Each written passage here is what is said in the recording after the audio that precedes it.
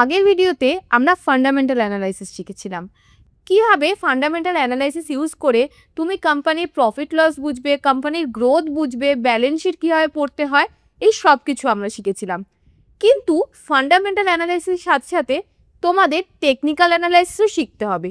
Fundamental analysis mainly investment পারপাসের জন্য use হয়, কিন্তু ফান্ডামেন্টাল অ্যানালাইসিস করলে তুমি কি স্টকের এন্ট্রি কখন করতে হবে, এক্স্যাক্ট কখন করতে হবে এইসব বুঝবে? সেটা তুমি বুঝবে না।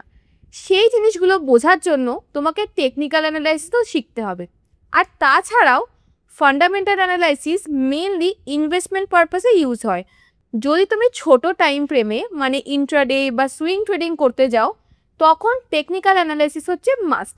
শুধু তাই নয়, ইনভেস্টমেন্টের জন্য এন্ট্রি এক্সিটের জন্য কিন্তু তোমাকে টেকনিক্যাল অ্যানালাইসিস লাগবেই। এই যে আদানি এন্টারপ্রাইজের চার্টটা তোমরা দেখতে পাচ্ছ, এই চার্টটা দেখো 2 বছরে 2700% রিটার্ন দিয়েছিল। তার মানে তুমি যত টাকা লাগিয়েছিল ওটা তার 27 টাইমস টাকা তোমাকে রিটার্ন দিয়েছে। কিন্তু তারপরে দেখো তারপরের 2 বছরে -66% তোমাকে রিটার্ন দিয়েছে। এর মানে তোমার টোটাল টাকার অর্ধেকেরও বেশি ফাঁকা হয়ে গেছে। এবার তুমি যদি আদানি এন্টারপ্রাইজে ইনভেস্ট করে রাখতে, তুমি কি জানতে কখন ওকে এন্ট্রি করতে হবে আর কখন এটা এক্সিট করতে হবে? যখন 2 বছর ধরে তোমার পোর্টফোলিও -66%-এ চলে গেছে, তখন তোমার কোনো আইডিয়াই নেই যে এক্স্যাক্ট কোন টাইমে তোমাকে এক্সিট করে যেতে হবে। ঠিক সেইভাবে চলো আরেকটা চার্ট দেখে নিই। এখানে স্ক্রিনে নিশ্চয়ই দেখতে পাচ্ছ কোটাক ব্যাংকের চার্ট। কোটাক একটা খুব বড় প্রাইভেট লিমিটেড ব্যাংক। এখানে দেখো 4 বছরে কোটাক ব্যাংক 200%-এরও বেশি রিটার্ন দিয়েছে, কিন্তু লাস্ট 4 বছরে ও -10% রিটার্ন দিয়েছে। কিন্তু এর মানে কি এটা না কোটাক খারাপ কোম্পানি? কিন্তু কোটাক তো খারাপ হয়ে যায়নি, কোম্পানি তো খারাপ না, বা তার ম্যানেজমেন্টও 4 বছরে খারাপ হয়ে যায়নি। এমনও না কোটাক ব্যাংক প্রফিটে নেই। ঠিক এই কারণেই ফান্ডামেন্টাল অ্যানালাইসিস করো আর না করো, স্টকে কখন এন্ট্রি নিতে হবে, ঠিক কখন এক্সিট করতে হবে, এই দুটো জিনিস বোঝার জন্য টেকনিক্যাল অ্যানালাইসিস তোমাকে বুঝতেই হবে। তাই আজকের ভিডিওটা এন্ড অবধি দেখলে টেকনিক্যাল অ্যানালাইসিস কী হয়, চার্ট কীভাবে পড়তে হয়, ক্যান্ডেলস্টিক্স, প্রাইস অ্যাকশন, ভলিউম অ্যানালাইসিস, এই সব কিছুর ব্যাপারে তুমি নলেজ পেয়ে যাবে। তো চলো শুরু করা যাক। হ্যালো, আমি প্রতিমা, ট্রেডার্স গুরুকুলের কো-ফাউন্ডার। আমার একটাই ইনিশিয়েটিভ এই ভিডিওগুলো পোস্ট করার পিছনে, যাতে আমি খুব স্ট্রাকচার্ড ওয়েতে বাংলাতে তোমাদের সবাইকে স্টক মার্কেট শেখাতে পারি। আর যদি তোমরা আমার আগের ভিডিওগুলো না দেখো, আমি রিকোয়েস্ট করব আগের আমার চ্যানেলের ভিডিওগুলো দেখো। ওখানে 1 বাই 1 যদি তুমি ভিডিও দেখো, স্টক মার্কেটের বেসিক থেকে অ্যাডভান্স তোমার ধীরে ধীরে সব ক্লিয়ার হয়ে যাবে। তো চলো শুরু করি। ফার্স্টেই আসে টেকনিক্যাল অ্যানালাইসিসটা কি। স্টক মার্কেট অ্যানালাইজ করার জন্য দুটো মেথড আছে, একটা ফান্ডামেন্টাল অ্যানালাইসিস, একটা টেকনিক্যাল অ্যানালাইসিস। ফান্ডামেন্টাল অ্যানালাইসিস আমরা লাস্ট ভিডিওতে খুব ভালোভাবে ডিসকাস করেছি, যদি তোমরা কেউ না দেখো একবার গিয়ে দেখে নিতে পারো। ফান্ডামেন্টাল অ্যানালাইসিসে কোম্পানির ব্যালেন্স শিট, কোম্পানির প্রফিট লস, কোম্পানির ডিফারেন্ট রেশিওস, এই সব কিছু আমরা বুঝতে পারি। আর টেকনিক্যাল অ্যানালাইসিসে প্রাইস অ্যাকশন, ভলিউম, এইগুলোর উপর ফোকাস করা হয়। Technical analysis mainly short term trading যারা করে, ছোট টাইম ফ্রেমে, যেরকম ইন্ট্রাডে যারা করে, সুইং ট্রেডিং করে, তাদের জন্য ভীষণ ইম্পর্টেন্ট। আর যারা ইনভেস্টমেন্ট করে ফান্ডামেন্টাল অ্যানালাইসিসের থ্রুতে, তাদেরও এন্ট্রি এবং এক্সিটের জন্য টেকনিক্যাল অ্যানালাইসিস খুব দরকার হয়। যদি তুমি টেকনিক্যাল অ্যানালাইসিস নাই বোঝো, চার্ট পড়তে নাই জানো, তাহলে তুমি জানবেই না একটা স্টকে ঠিক কোন টাইমে এন্ট্রি করতে হবে, ঠিক কোন টাইমে এক্সিট করতে হবে। আর এর ফলে কি হয়, ধরো কোনো একটা স্টক নিচে আসছে, একটু নিচে এলেই তুমি ভয় পেয়ে প্যানিকে আইদার সেল করে দাও, নয়তো কোনো স্টক যদি উপরে যাচ্ছে, তোমার মনে হয় আরে উপরে যাচ্ছে, হয়তো অনেক উপরে চলে যাবে, তো প্যানিকে তুমি বাইও করে নাও। তাহলে টেকনিক্যাল অ্যানালাইসিস না জানলে যেমন তুমি প্যানিক বাই করবে, সেরকম তুমি প্যানিক সেলও করবে। যেহেতু তোমার রিস্ক ম্যানেজমেন্ট এবং মানি ম্যানেজমেন্টের ব্যাপারেও কোনো আইডিয়া থাকে না, সেই জন্য তুমি তোমার টাকাও অনেক বেশি লস করে ফেলো। কিন্তু যদি তুমি এই টেকনিক্যাল অ্যানালাইসিসটা ভালো করে শিখতে পারো, তুমি নিজেই বুঝবে কোনো স্টকের পারফেক্ট এন্ট্রি পয়েন্ট কোথায় হবে, কোনো স্টক থেকে ঠিক কখন এক্সিট করে যেতে হবে, তুমি ঠিক কতটা রিস্ক নিতে চাও, সেই হিসাবে ক্যালকুলেট করে তুমি পজিশন সাইজ ডিসাইড করতে পারো। এর ফলে তোমার লসও অনেক কম হবে। আর এর সাথে সাথে মার্কেটের ট্রেন্ডও তুমি প্রেডিক্ট করতে পারো। আই হোপ টেকনিক্যাল অ্যানালাইসিসের ইম্পর্টেন্স তোমরা ভালোভাবে বুঝে গেছো। এবার একটা চার্ট তুমি কিভাবে বুঝবে? একটা চার্টে 3 রকম প্রেজেন্টেশন হয়। তুমি যে কোনো একটা প্রেজেন্টেশন দেখে চার্ট অ্যানালাইজ করতে পারো। একটা লাইন চার্ট, একটা বার চার্ট আর একটা ক্যান্ডেলস্টিক চার্ট। লাইন চার্টে শুধু ক্লোজিং প্রাইস দেখা যায়, বার চার্টে ওপেন, হাই, লো, ক্লোজ এগুলো দেখা যায়। আর ক্যান্ডেলস্টিক চার্ট যেটা মোস্ট পপুলার, আসতে যেতে সবার হাতে যখনই চার্ট খোলা থাকে মোস্টলি যে তুমি গ্রিন অ্যান্ড রেড ক্যান্ডেলওয়ালা যে চার্টটা দেখো সেটাই হচ্ছে ক্যান্ডেলস্টিক চার্ট। ক্যান্ডেলস্টিক চার্টে তুমি সবচেয়ে বেশি মুভমেন্ট বুঝতে পারবে। এই ক্যান্ডেলস্টিক চার্টে তোমরা নিশ্চয়ই দেখেছো গ্রিন বা রেড ক্যান্ডেল যেখানে প্রাইসটা একবার উপরে যায় একবার নিচে যায়, ওই প্রত্যেকটা আলাদা আলাদা গ্রিন বা রেড ওগুলো হচ্ছে এক একটা ক্যান্ডেল। এই গ্রিন ক্যান্ডেল যেটা আমরা দেখি সেটাকে আমরা বলি বুলিশ ক্যান্ডেল, এর মানে হচ্ছে প্রাইস উপরের দিকে যাচ্ছে।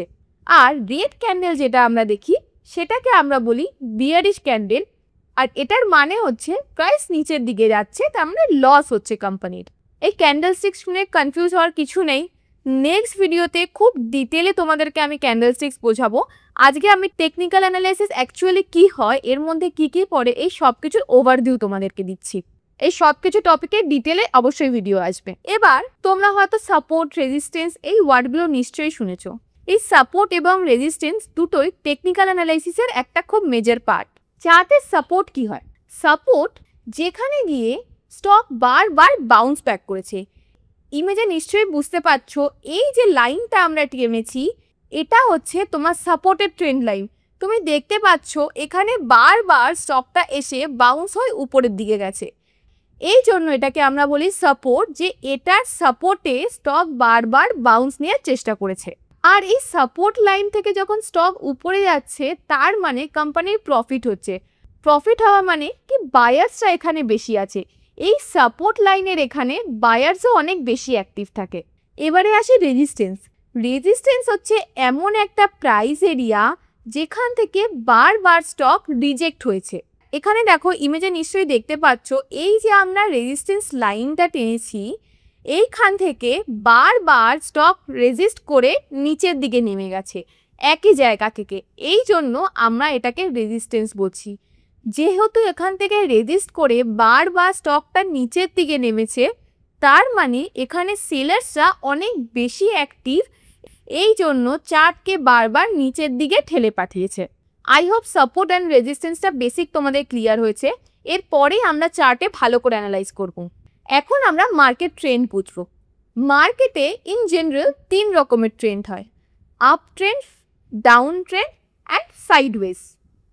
আপ ট্রেন্ড হচ্ছে স্টক যখন কন্টিনিউয়াস উপরের দিকে যায় হায়ার হাইস এবং হায়ার লো বানাতে বানাতে, আর ডাউন ট্রেন্ড হচ্ছে প্রাইস যখন কন্টিনিউয়াস নিচের দিকে যায় লোয়ার লো এবং লোয়ার হাই বানাতে বানাতে।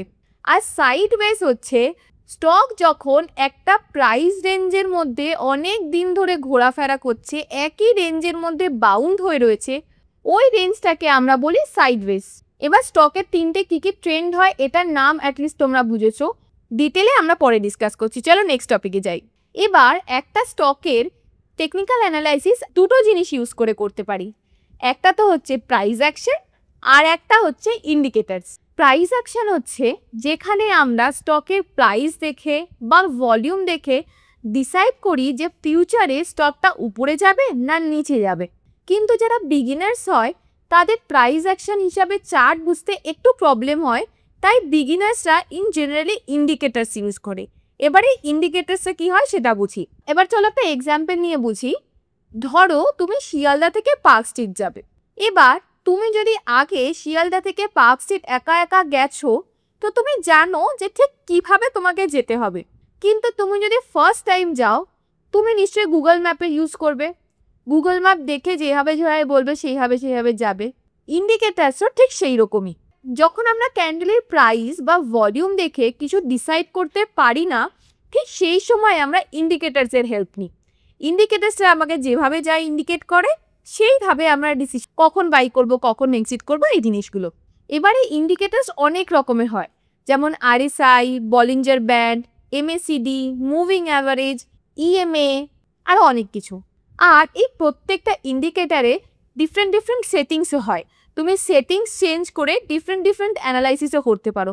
এই প্রত্যেকটা ইন্ডিকেটরের ডিটেলে আমরা বুঝবো কীভাবে ইন্ডিকেটর সেট করে, কোন ইন্ডিকেটরের কী কাজ, সব কিছু আমরা দেখব পরের ভিডিওতে। এই সব কিছুর উপরে ফিউচারে আমরা একটা করে ভিডিও আনবো। ঠিক যেইভাবে কিছু ট্রেডার্স ডিফারেন্ট ইন্ডিকেটর ইউজ করে এটা বোঝে যে মার্কেট কন্ডিশন কি, কখন বাই করবে, সেল করবে, ঠিক সেইভাবে প্রাইস অ্যাকশন ট্রেডাররা চার্টে ডিফারেন্ট প্যাটার্ন খোঁজে। ডিফারেন্ট প্যাটার্নের ওপর ডিপেন্ড করে তারা ডিসাইড করে যে চার্টে কখন তারা বাই করবে এবং কখন তারা সেল করবে। কিছু পপুলার চার্ট প্যাটার্নের আমরা নাম বলি, যেমন head and shoulder pattern, triangle pattern, W pattern, cup and handle pattern, আরও অনেক কিছু। তার সাথে ভলিউমও থাকে, তার মানে হচ্ছে ওই টাইমে ওখানে কত টাকার বিজনেস হচ্ছে। এই সব কিছুর ডিপেন্ড করে তারা তাদের ডিসিশন নেয়।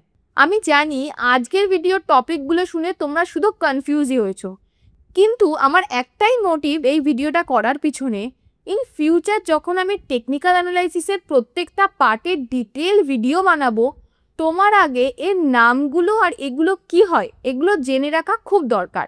সেই জন্য আজকে সব কিছুর সাথে তোমাদেরকে আমি ইন্ট্রোডিউস করে দিলাম। ইন ফিউচার প্রত্যেকটা টপিকের ওপর আমি ডিটেলে ভিডিও বানাবো, কোনো কিছু চিন্তা করার দরকার নেই। তাহলে আজকের ভিডিওতে এইটুকু, চলো তাহলে দেখা হচ্ছে নেক্সট ভিডিওতে।